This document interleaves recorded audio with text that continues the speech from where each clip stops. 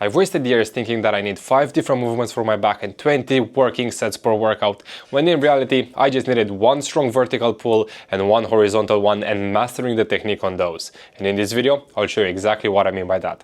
So I always start my back day with a couple of warm-up sets on the lat pull down before I move into my main movements. Again, just to get some blood in there, mobilize everything.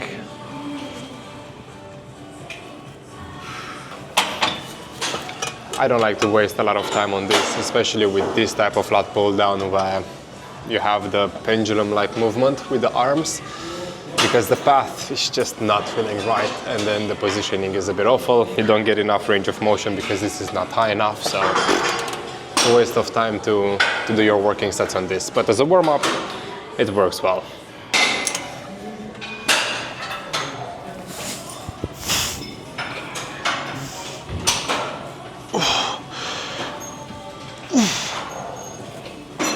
If I had to pick one back exercise for the rest of my life, those would definitely be pull-ups. So for the vertical pull, this is an obvious choice. I'm going with them. Now, unfortunately, I'm seeing too many people doing them wrong. So here's what you can start applying to make them a lot more efficient. In terms of your grip, you need to go somewhere outside your shoulder width and whatever feels comfortable from that point. Your body needs to have a slight arch. So for that to happen, you always need to look into the ceiling, because this way your thoracic spine will naturally curve, and it will make it a lot more comfortable for you to bring your chest towards the bar, which is what you want. Otherwise, if you're staying too straight, your shoulders will start rounding forward more and more the more you go through the set, because you're just getting tired and you're trying to cheat into it. If you're having that chest up posture, that will never happen. In terms of grip, you always want to go a hook grip, so thumbs over. This way you'll have a lot more back engagement. The moment you have your thumbs underneath, your forearms take a lot of the load and it's wasted. And in terms of range of motion, we want to get the maximum stretch at the bottom with a controlled negative. This means your elbows are locking out at the bottom, okay? This is not me stopping my pull-up here and then going up. It's going all the way down. So you get the maximum stretch on your lats and you have the full range of motion kicking in. You do 5 sets to failure with those and you're sorted.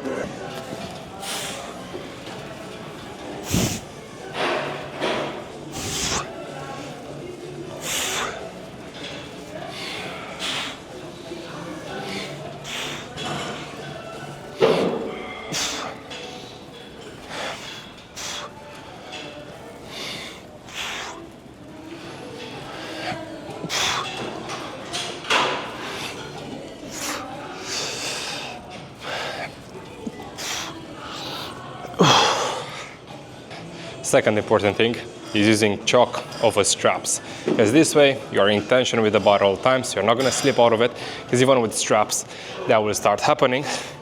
Yes, it will ruin your palms, but you'll get a lot more out of it. If you want to tick back, you need to have some sort of horizontal row. Now the problem is most people do them wrong. So when you lean forward just 30 degrees, you leave a lot of gains on the table because you lose a lot of engagement. So the goal here is to get your upper body as close as possible to a parallel point and then row the bar towards your sternum. That is a proper row, because that's when you get your rhomboids fired up and even your lower back. So with a proper vertical pull and doing rows with the correct technique, your back is done in 9 working sets. Now what I also like to do with my bent over rows is to superset them with shrugs immediately after. You're already there, straps are on, why not? And this way you make your whole back fire up from lower back, rhomboids, traps, an amazing superset. You won't need anything else. Let me show you.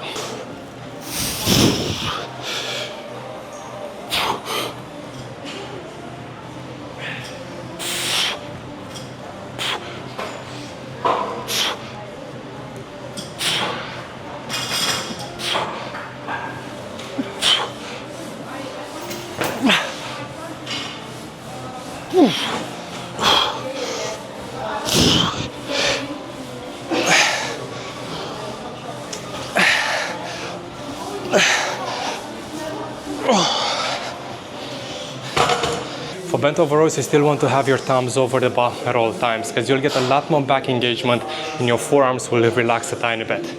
Now, once you get to that full parallel position, if the bar is not touching your sternum at the top, the weight is too heavy, so you need to drop down a tiny bit. Your weights will drop definitely if you're doing your rows at 30 degrees leaning forwards, if you're dropping to this. but you'll get a lot more engagement and a lot more out of the movement this way. For shrugs, I also suggest you tucking in your chin slightly when you do them. So you get your head out of the way and then you can catch a much better trap contraction at the top. Because if my head stays up, like it kind of gets in the way and I don't get nowhere near as much of a range of motion if I don't push my head forward. So we gotta be like turtle. And that's how I do it. So for those, I do 4 working sets of 8 reps each, 2-minute rest in between. And I think I have 1 or 2 warm-ups prior to those, but they go quite quickly. Just so you know, I'll leave the whole workout in the description anyway. Also, if you're just starting your fitness journey, I've put together an email series that will take you through everything you need to know, from how to calculate your calories, nutrition, training systems, principles, supplementation, literally everything. All my knowledge gathered in 12 years, put into a 30-second email every single day. So if you want to sign up for that, that's going to be the first link in the description. Everything is free. If we talk about a small muscle group that has a huge impact on your physique, those are definitely the rear delts. And because it's back day and we already hit them on the bent over rows, it only makes sense that we still give them a tiny bit of attention afterwards with single arm rear delt flies. But the way that I position it is slightly different. So I want to put the most amount of tension at the most stretch point of the rear delt. And in order for me to do that, I need to like step away from the cable. So rather than being in line with the cable, I twist away from it. So now I have the most amount of tension at the most stretch point of the delt. And from here, I fly down in a diagonal line to whatever I feel comfortable with, okay? So now the most amount of tension is at the very top. So having a control negative matters a lot, because the more you fly down, the more you're gonna lose that tension. But again, on rows, you shorten their position. So here we lengthen it. And we're gonna be doing 4 sets of 12 reps on each arm.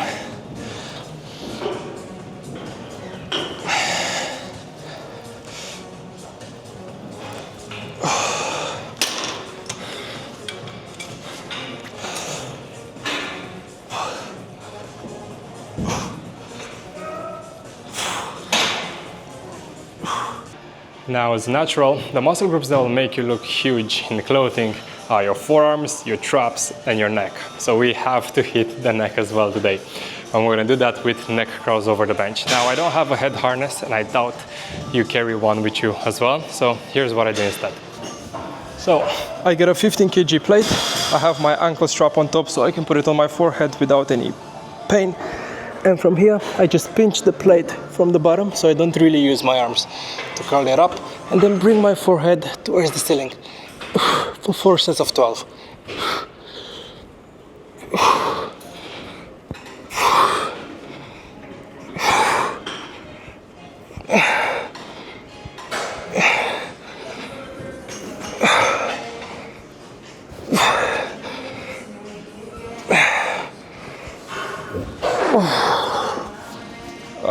Those are never fun.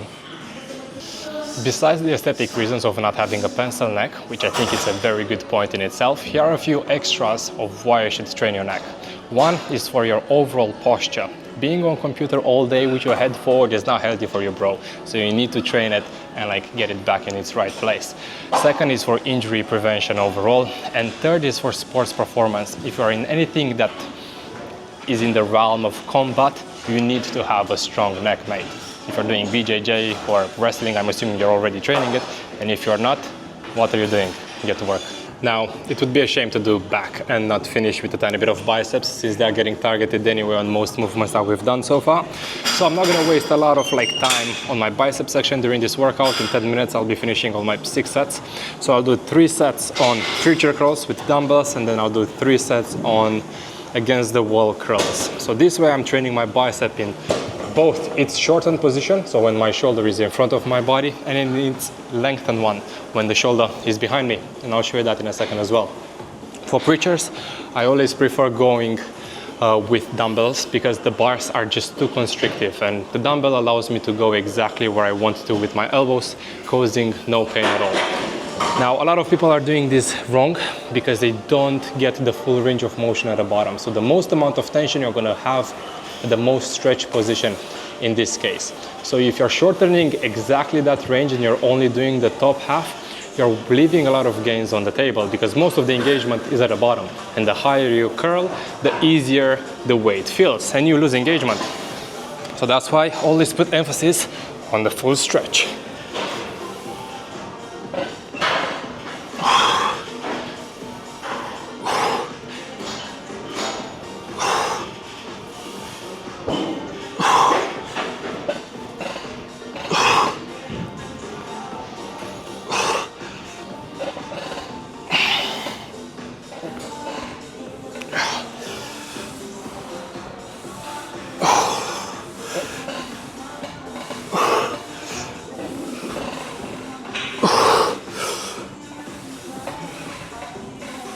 Okay. We got 3 sets of 12.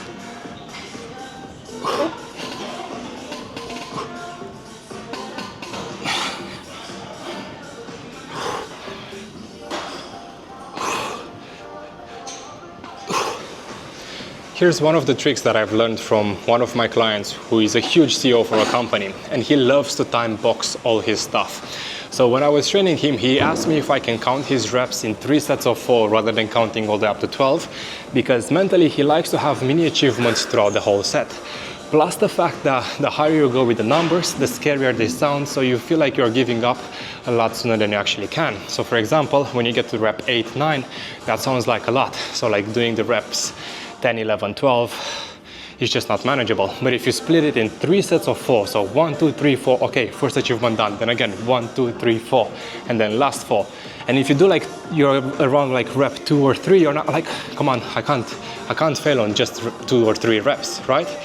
So most of the time you'll find out that you have a lot more energy and a lot more drive to go through your set with this technique. Try it out, I like it a lot.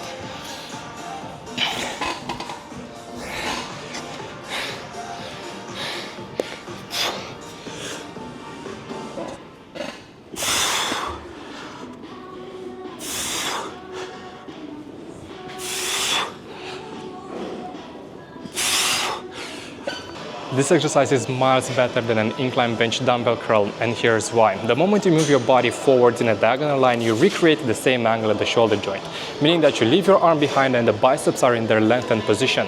But the huge advantage here is that your triceps are the ones anchored in, meaning that your curls are just a lot stricter, and you can really focus on form rather than letting your front delts taking over and having a swing instead of a curl. Plus the fact that you don't need the bench. So even in a busy gym, you'll always be able to do this, or at home. No brainer.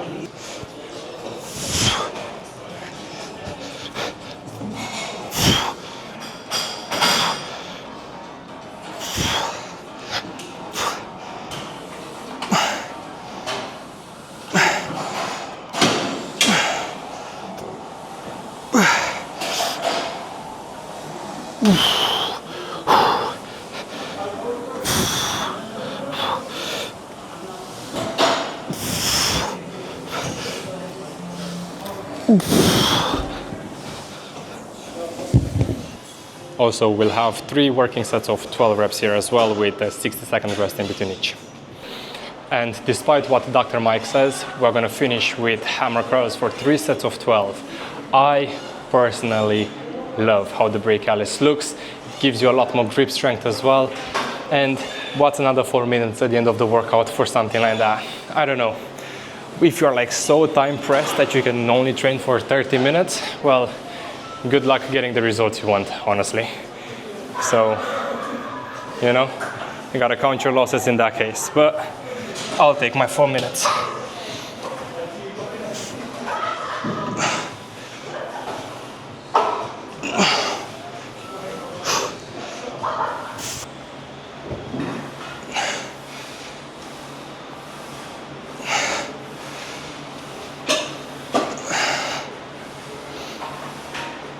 And that's it for today's workout. Again, it doesn't have to be long, it doesn't have to be complicated.